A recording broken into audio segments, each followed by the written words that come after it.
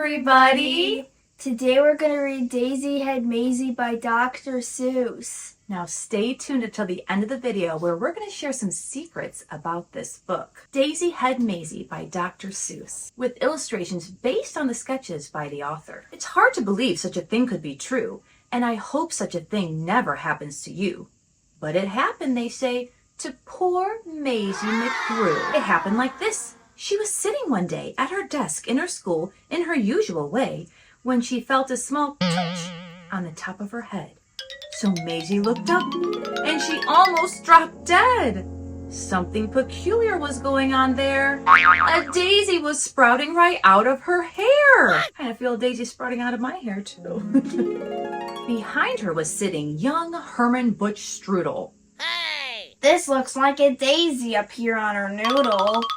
It doesn't make sense. Why it couldn't be so? A noodle's no place for a daisy to grow. Oh, no. Then up spoke another boy, Einstein von Toss, the brightest young boy in the whole of the class.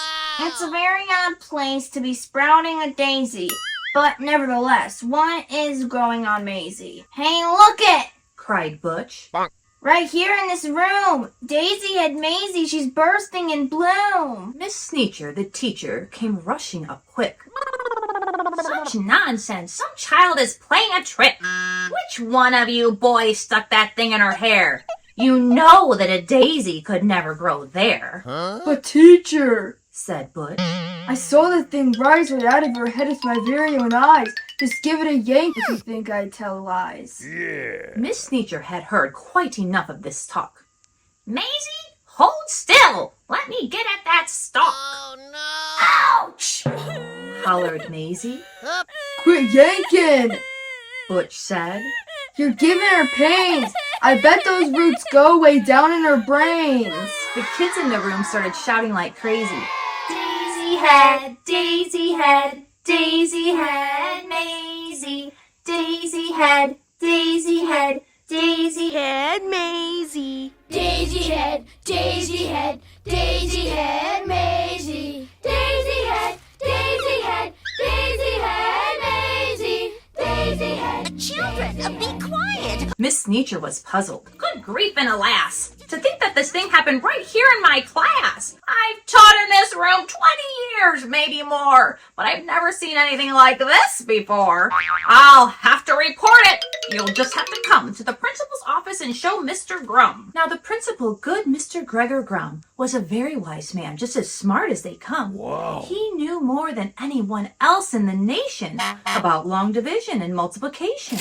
He knew all the answers. Why oceans are deep, why skies are so high, why mountains are steep.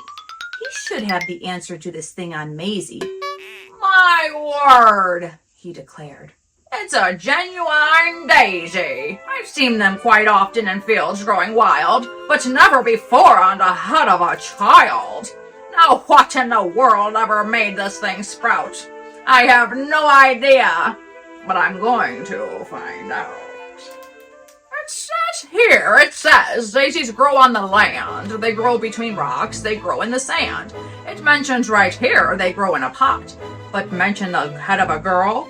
It does not. Daisies, it says, sometimes grow in Alaska, also Missouri, Rhode Island, Nebraska. They grow in Japan and in Spain and Peru, in India, France, and Idaho too. They grow in South Boston and also in Rome. But why? Why should they grow on this little girl's dome? Say, look it! Said Mayzie. Oh, it's wilting, said the teacher. How wonderful, Mayzie! It soon will be dead. You'll be rid of that daisy. In just a few minutes, our troubles will pass, declared Mr. Grum.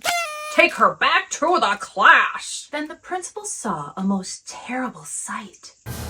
The daisy was dying, and that was all right. But that daisy was part of poor Mayzie McGrew, and Mayzie was starting to wilt away too. Teacher, said Grum, you know what I think? They're both going to die. Hurry, bring them a drink. This is a problem, said Grum with a frown. You take Mayzie away and you make her lie down. You lock her up tight in that room down the hall. There are quite a few numbers that I've got to call. Get Maisie's mother on the end of the line. I need her here quickly while there is still time. Maisie's mom asked, "What's all the fuss?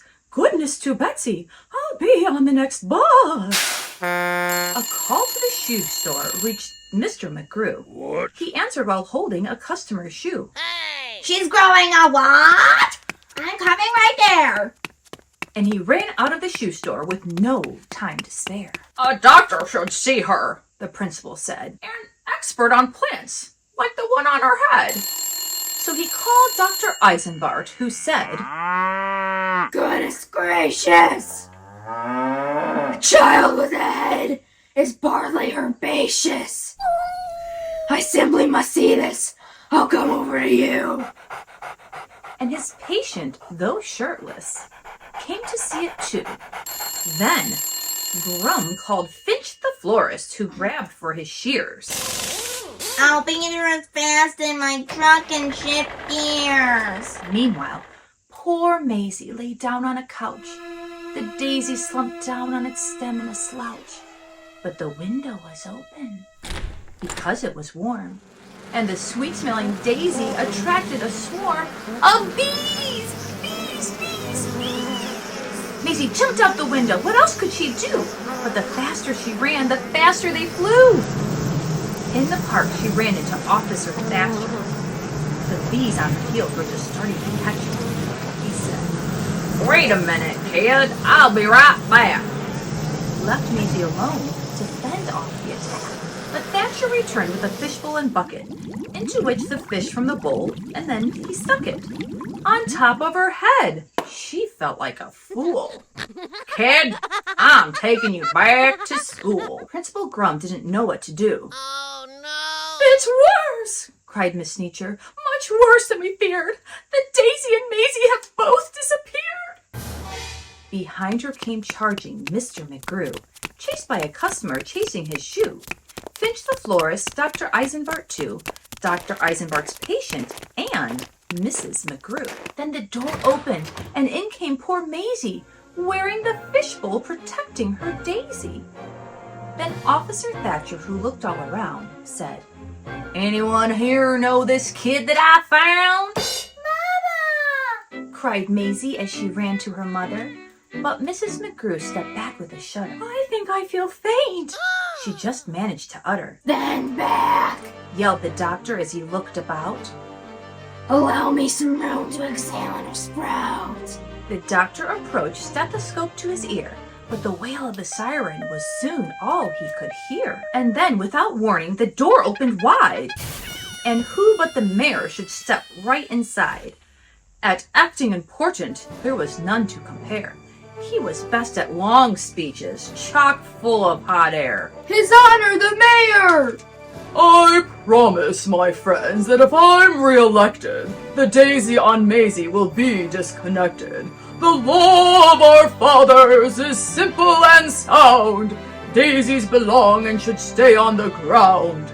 The rest are illegal. We'll bar them from town." And just as the mayor finished his talk, Finch the florist began to quietly walk, and standing directly right behind Mayzie said, I know a way to get rid of a daisy. What? So there's a flower between her 2 ears. I'll snip it off clean with my sharp pruning shears. No! But Mayzie, when she saw him, let out a screech. She pushed him aside and raced out of his reach. Mayzie ran from the school, headed straight out of town. She came to a meadow and fell to the ground. With her head in her hand, she lay all alone. Her heart, it was broken. She could never go home. Nobody loves me. Nobody loves me. Nobody loves me. She cried. Nobody loved her? Poor Mayzie McGrew. It's hard to believe such a thing could be true. And maybe that's why then this daisy above, when Mayzie below began talking of love, well, you know about daisies. When love is in doubt, the job of a daisy is to try and find out. They love her not. They love her not. "Don't worry, Mayzie," said her daisy, as its last petal fell. They love you. Then the stalk disappeared. Well, that's how it all happened. The thing went away, And Mayzie McGrew is quite happy today. Back at her studies and doing just great in all of her subjects in room number 8. And concerning that Daisy, you know that it never grew out of the top of her head again, ever. Well, it practically never popped up there again, excepting occasionally, just now and then. And after all, I am getting used to it. Wasn't that a nice story? Oh, yeah. Bye! Thanks for reading with us. So now for some secrets about Daisy Head Mayzie by Dr. Seuss. First of all, there's not just one version, there's 2. Now, why are there 2 versions, you ask? Well, let me share that. The first version was made in 1995.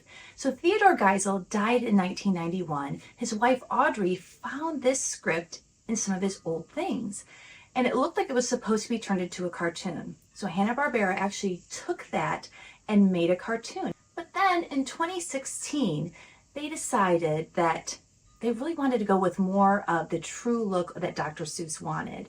And in fact, with the script, there was actually just one little drawing of Daisy Head Mayzie. So this was the 1995 version that they used to make a cartoon. And in fact, they made the cartoon first, and then they decided to make this book using the cartoon drawings. But then in 2016, they decided they really wanted to go more with the true look of what Dr. Seuss, Theodore Geisel, intended. And in his script, there was one drawing here of Daisy Head Mayzie. This was it. It was not colored. It was just black and white. So they revamped the storyline to be more exact to what Dr. Seuss wrote originally. And they used his drawing as a base for the whole entire book. Dr. Seuss really wanted that the daisy to be the thing that stood out, and that all the drawings were a little bit more of normal looking people. Whereas in this original book, some of the people have some very interesting hairdos, kind of like Who's in Whoville. And it's not just the drawings that are different. The actual script is different as well. I definitely encourage you to check out both books and read them and find those comparisons and those differences. Thank you for joining us. Bye. Bye. It's wilting. Oh no, what was the teacher's voice? It's now I've got the principal voice. Wilting. The kids in this room, I'm sorry, nobody loved her? Oh, poor Mayzie McGrew.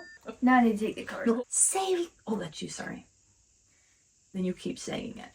Bye, bruh. I hope you had a nice little And then time. let's take the little pups. You get to say bye too, ready? Bye.